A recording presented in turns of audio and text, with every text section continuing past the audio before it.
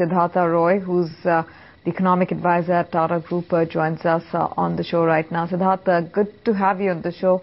What are your expectations from the quarter 4 GDP number and the GDP for FY13? Do you think we can clock 7.6 GDP mark in FY13? Or what sectors would essentially drive growth in this financial year?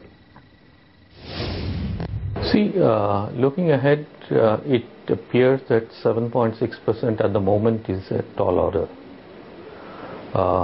If you look at the growth of GDP sectorally, agriculture is unlikely to grow at more than 3%.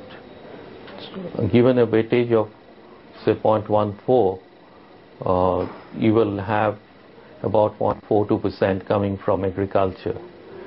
Industry's growth at the moment is quite worrying. However, this negative growth rate may not last for long. It will get back to a positive territory. But even there, the average rate of growth cannot be more than 4.5% to 5%. Speaking very optimistically, even at a 5% rate, you will have about 1.5%, 1.4% sort of a growth.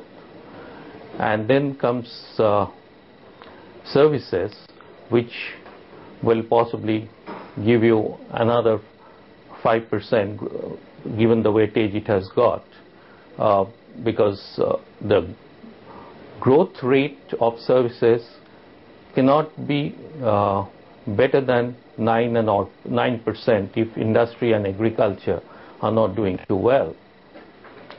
So given this kind of a scenario, the overall rate of growth will be possibly between 6.8 to 7%.